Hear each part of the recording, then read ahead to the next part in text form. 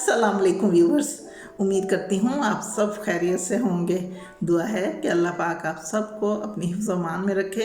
बागबानी का शौक़ रखने वाले तमाम व्यूवर्स को वेलकम कहती हूँ। बहुत ही खूबसूरत टॉपिक लेकर हाजिर हुई हूँ और ये एक रिक्वेस्टेड वीडियो है, कर्टन वाइन, जो कि पर्दा बेल के नाम से भी पहचानी जाती है। इस पर मैंने पहले भी एक मुकम्मल तफसीलन वीडियो अपलोड कर रखी है, जिसे कि बहुत ज़्यादा लाइक किया जा रहा है, बहुत ज़्यादा देखा जा रहा है।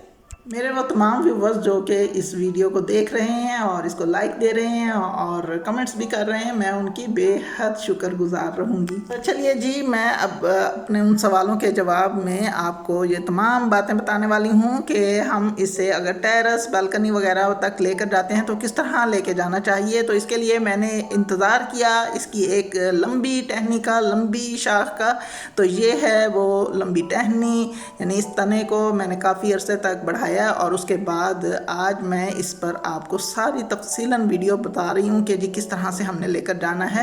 और अगर हमारे पास ज़मीन नहीं है, यानी हमारे पास गार्डन में जगह नहीं है, हमारे घर में गार्डन नहीं है और हम इस तरह की बेल लगाना चाहते हैं, टेरेस पर लगाना चाहते हैं, बालकनी में लगाना चाहते हैं, या अपने गार्डन यानी जो हमारे पास बहुत थोड़ी सी जगह है गार्डन के लिए, वहाँ पर हम इसे लगाना चाहते हैं, तो किस तरह से लगाएंगे। सबसे पहला काम ये होगा कि नर्सरी से हम लेकर आएंगे एक पर्दा बेल का प्लांट। एक प्लांट को लाकर हमारे पास अगर थोड़ी सी भी जगह है जहाँ अच्छी धूप आती है वहाँ लगा देंगे, वहाँ पर भी अच्छे से फैल जाएगी। और अगर हम इसे कहीं दूर लेके जाना चाहते हैं तो इस तरह की एक लंबी टहनी यानी लंबी शाख, लंबा तना हम तैयार करेंगे, यानी इसे पीछे से खाली रखेंगे।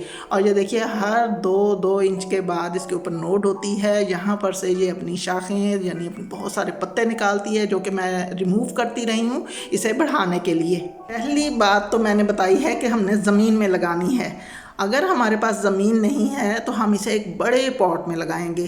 तो ये मेरे पास जो पॉट पड़े हुए हैं ये छोटे हैं, ये सिर्फ मैंने एग्जांपल के लिए रखे हैं, वरना हमें इसके लिए एक बड़ा पॉट चाहिए होगा, वो जैसा कि मैं आपको साइड पर दिखा रही हूँ। बड़ा पॉट इसलिए चाहिए होगा कि इसकी जड़ें काफ़ी डेप्थ में जाती हैं।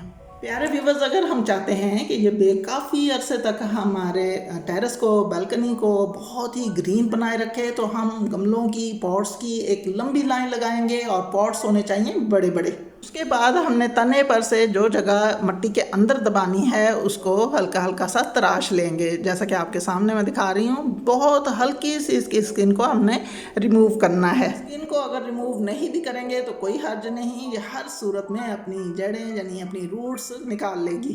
साथ साथ मैं ज़रूरी बातें भी आपको बताती चलूँ कि ये जो मैंने तना लिया है ये ज़मीन में लगी हुई बेल में से लिया है, यानी कि इसकी मैंने कटिंग नहीं की, क्योंकि ये बहुत तेज़ रफ्तारी से बढ़ती है। बाकी शाखों को, तनों को मैं काटती रही हूँ, उनको शेप देती रही हूँ, लेकिन इसको बढ़ाया है। साथ साथ आपको ये काम भी दिखा रही हूँ कि हमने इस तरह से इसे इसके अंदर रख कर, यानी दाब जिस तरह लगाते हैं हमने रख देना है, और ऊपर से मिट्टी डाल दी है। मिट्टी डालकर हम इसमें हल्का सा पानी डाल देंगे और पानी लगाकर उसके बाद हम इसके ऊपर कोई हल्का सा पत्थर रख देंगे, या फिर एक प्यारा सा छोटा सा पॉट भी रख सकते हैं। पत्थर या पॉट रखने का मकसद ये होगा कि ये दाब जो है ये बाहर उखड़ कर नहीं आएगी, क्योंकि हम इसे अब अगले पॉट में लेके जा रहे हैं। सेम यही तरीका अगले पॉट में रिपीट करेंगे। जितनी लंबी टहनी है उतने ही पॉट्स लगा देंगे, और जैसे ही लास्ट पॉट आएगा तो हम वहाँ पर रुक जाएंगे और इसके आगे जो उगी हुई जो इसकी शाखें हैं उनमें से एक को हम बिल्कुल सेम इसी तरीके से बढ़ा कर लाएंगे, जैसे कि पीछे से मैं इसे बढ़ा कर लाई हूँ, यानी उस पर से हम पत्ते रिमूव करते जाएंगे, वो आगे को बढ़ती चली जाएगी और हम आगे पॉट्स लगाते चले जाएंगे और इसी तरह हम उसमें रखते चले जाएंगे। प्यारे व्यूअर्स, आप सोच रहे होंगे कि एक ही तना है और वो पॉट्स में लगे जा रहा है, कोई तना पत्ता कुछ भी नहीं है। तो ऐसी बात नहीं है। कुछ ही दिनों के बाद, कुछ अरसे के बाद, कुछ इंतज़ार के बाद यहीं से एक एक नोड में से 4-4 शाखें निकलेंगी। शाखें बेपनाह इसलिए होंगी कि इसकी हर नोड 2 इंच के बाद है। आप खुद अंदाज़ा लगाएं कि हर नोड में से 3-3, 4-4, 5-5 शाखें जब निकलेंगी और वो नीचे की तरफ झुकेंगी, अगर हमने इसे टेरेस पर लगा रखा है तो वो सेम एक पर्दे की शक्ल में बनेंगी, इसीलिए इसे पर्दा बेल का नाम दिया गया है। जैसा कि मैंने पहले भी बताया है कि अगर हमारे पास ज़मीन नहीं है, जगह नहीं है, गार्डन नहीं है और हमारे पास बैल्कनी है या फिर हमारे पास अगर टेरेस है तो वहाँ पर हम इसे एक बड़े पॉट में लगा लेंगे और बड़े पॉट के साथ बाकी मज़ीद और पॉट्स की लाइन लगाएंगे। ये लगाना ज़रूरी होगा क्योंकि हम इसे अगर बढ़ाना चाह रहे हैं तो ये बहुत ज़रूरी है कि हम इसे एक पर्दे की शेप देना चाह रहे हैं कि हम पॉट के साथ पॉट, पॉट के साथ पॉट, पॉट के साथ पॉट में इसको बढ़ाते चले जाएँ और ये पर्दे की शेप में नीचे को गिरती चली जाएगी और हम इसकी लगातार कटिंग करते चले जाएंगे। खूबसूरत सी शेप में इसे रखना हमारा अपना काम होगा।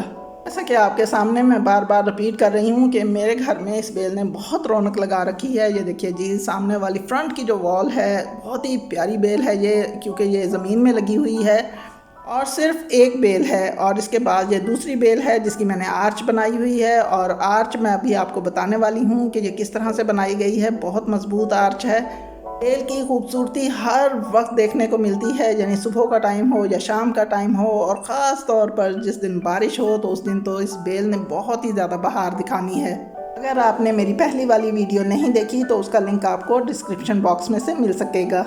इस वक्त आपको रात का व्यू दे रही हूँ तो रात के वक्त भी देखिए ये किस कदर प्यारी लग रही है। तो ये है जी वो आर्च जो कि लोहे के पाइप्स के साथ यानी सरिये के साथ बनाई गई है और सेम इसी तरह से ये पूरी ऊपर से जाते हुए इस तरफ टर्न होकर आ रही है और इसके ऊपर मैंने इस बेल को लगाया है और इसे एक शेप दी है।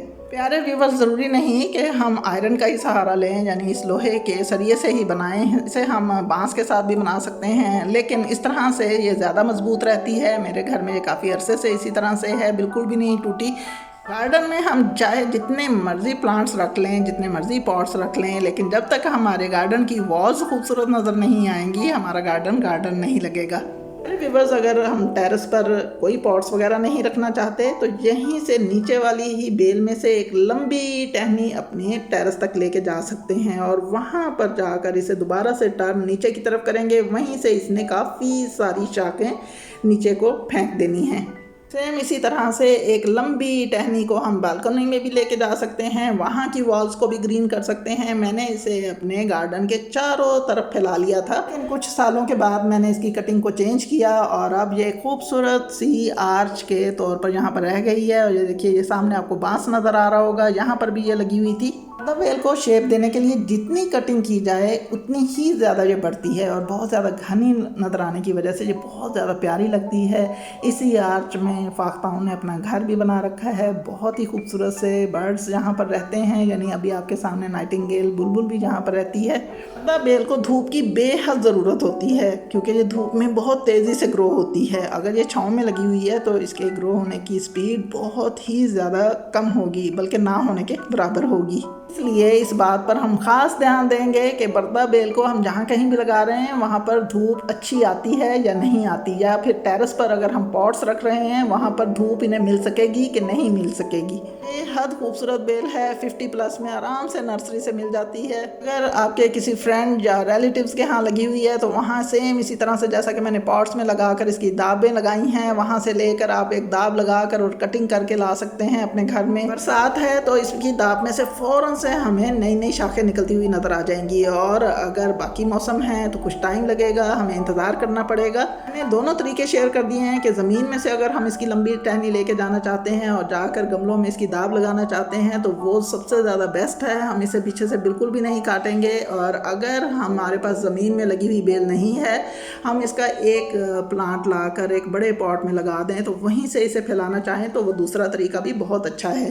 अगर हम चाहते हैं कि हमारे गार्डन में ग्रीनरी ही ग्रीनरी नज़र आए तो सबसे पहले इस बेल को लाकर अपने गार्डन में ज़रूर लगाइए। खूबसूरत सी बेल के साथ हम ना सिर्फ आर्च बना सकते हैं बल्कि हट नुमा शेप भी दे सकते हैं। बाकी इमेजिनेशंस आपकी खुद की भी बहुत प्यारी होंगी कि इसे किस तरह से हमने शेप्स देनी है।